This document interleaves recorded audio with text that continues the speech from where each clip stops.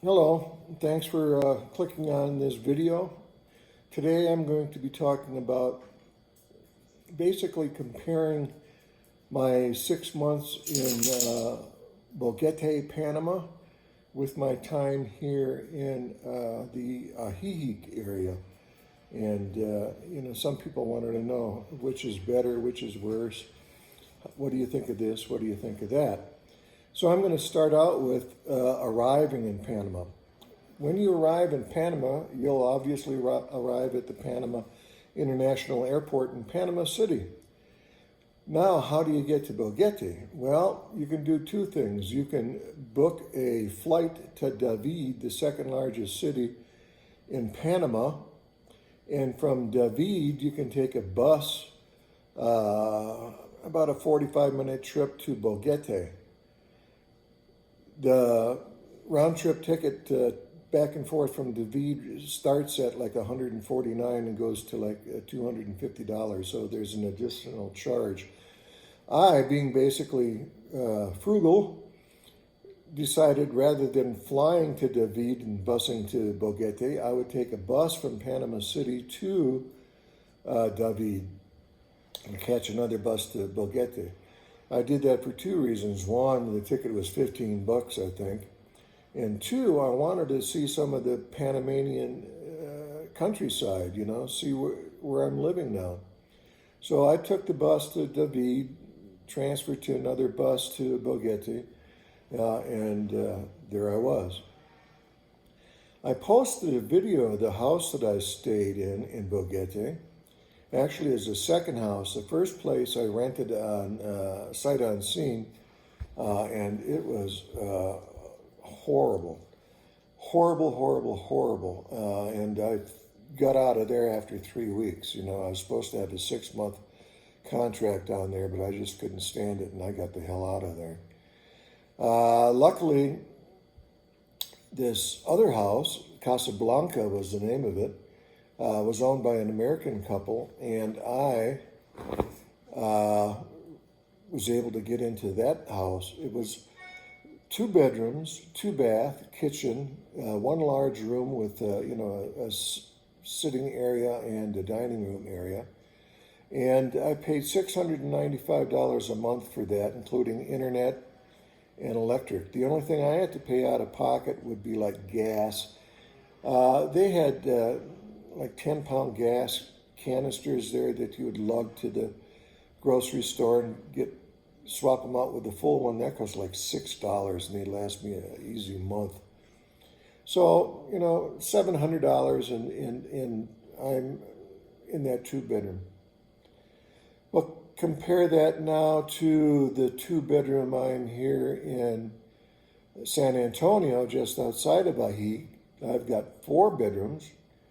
I've got 2 bathrooms. I've got a living area, a kitchen, and, dining area. I've got a little front yard where I can walk Julio. There's a grass out there, and that's his favorite place to do his duty. And I've got a parking pad so I can park my car. I pay $650, plus I have to pay for electric, which I'm going to estimate at about $12 a month, and I have to pay for the internet, which is about $18 a month. So I'm paying $680, which is, just a few dollars, $20 a month less than what I was paying in Panama. Now, both of those houses are on my Facebook, my YouTube network. The links to them I'll put them below in this one too so you can see it. Casa Suzanne is my house in San Antonio, and the other house, of course, is the one in Boquete. Now, unfortunately, I was in Boquete during lockdown, and basically, you just didn't have much freedom there.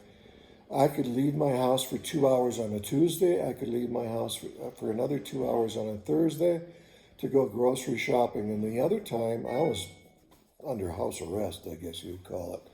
So I really don't have a good sense of what living in Boquete really was like. But I had a month before that, before we went into lockdown, So I did get around and did get to do things. Uh, let's talk about shopping. In Boquete, if I wanted to go shopping for, say, I needed a, what do they call that, Chromecast that you hook up to your TV so you could watch programs from your computer on your TV. Well, they don't have anything like that in Boquete. So you have to go shopping for that in David. Well, that's a 45-minute to an hour drive, one way. Do your shopping and come back, another 45 minutes to an hour drive. If you want to go to, a big store, you got to go to David's. That means an hour drive, an hour coming, an hour going. Yeah, they had shops and stuff in Boquete, but they didn't have much of a, electronics or anything like that. So if you wanted anything out of the ordinary, you had to go to David for it. It was a good road and everything. If you don't have a car, you could take a bus, but it involved time. Restaurants, there were a lot of restaurants. I thought they were much pricier than they are here in Ajijic. In Ajijic, you can go shopping in Chapala and in the areas, and you can find just about anything and everything you want. So I have no problem shopping in Ajijic. I have no problems eating in Ajijic. My God, there's so many restaurants you don't know which one to go to next. One's better than the next, and they just get better and better and better. So if you want Mexican food, man, you got Mexican food. If you want French food, there's French restaurants. There's multiple Thai restaurants. There's places that specialize in steak, like Bruno's. The list just goes on and on and on. So I think, for me, shopping in Ajijic is better. Dining in Ajijic is better. Prices in Ajijic are better. So I prefer Ajijic. I really do. It's where the action is. There's so much going on in this town. So much going on in this town. It's unbelievable. The other thing, let's talk about living in Boquete. Boy, you better have a bunch of candles because the power goes out there a lot. I haven't had any power outages here in San Antonio yet. Knock on wood. The water just went off whenever the heck it wanted to in Boquete. And again, I haven't had that experience here in San Antonio in the Ajijic area. But I did stock up on candles just in case. 3 months here in Ajijic, San Antonio, 6 months in Boquete, most of that in house arrest, with the quarantine curfews. I'm telling you, Ajijic is head and shoulders above Boquete. In shopping, in restaurants, on prices, the number of locals that speak English here far and away exceeds the number of locals in Boquete that speak English. So you can make yourself understood a lot easier here in the Ajijic, San Antonio Lakeside area. What else did I want to say? Well, we talked about, the international airport is 6.5 hours away by car, unless you want to pay another wad of money for an airplane ticket to get you there. And you still have, driving time to the David airport. You have to check in early at the David airport and all that other good stuff. Here, the airport's just up the road, 45 minutes away, 30 minutes away, and you have an international airport. There's no other flights that you have to take. I'm going to jump on a plane in Guadalajara, and I'm going to go back to Alabama with a transfer in Dallas. So it's very convenient for me. I like that. I like the proximity of having the international airport so close to me. Let's talk about medical. Oh my God, there's so many more medical facilities here in Ajijic and San Antonio than there are or were in Boquete. And again, if you needed a hospital, a big hospital, you're an hour away. So that's another point for living there. Just about anything I can think of, like the electric, the water, the property rentals here. There's such a bigger inventory, and I think the prices are lower than Boquete. This is the place to live.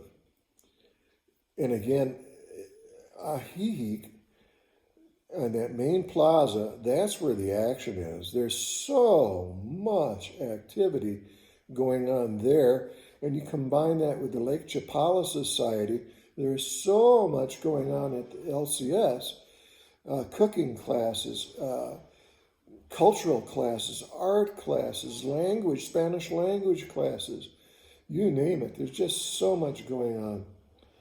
And I also like that when you do dine out here, there's these troubadours that come in and have music. Or the restaurants themselves book music, and there's always music, it seems, at these restaurants, and it makes the dining experience very, very pleasant. So I like Ajijic, no doubt about it. Also, it's a little bit closer to the States, so when you go home, it's, a little bit easier to go home. I like it. Hey, if you have any questions about Boquete, or if you have any questions about lakeside area here in Lake Chapala, make a comment, ask me, and I'll try my best to help you. If you liked the presentation today, hit the like button. If you didn't like it, hit the don't like button. It all counts to the algorithm, I guess. Subscribe, please. I'm up to 300 subscribers. I can't believe it. I'm never going to monetize this channel, but it just makes me feel good knowing that there's people that like what I'm doing. And it's very personally rewarding for me to see that. So thank all my 300 subscribers. I hope next time I can thank all my 400 and then 500 subscribers. It's been just a joy doing these videos. Thank you for watching. Don't forget, if you have any questions, send me a comment. I'm pretty good at answering it. Thanks again for watching. Bye.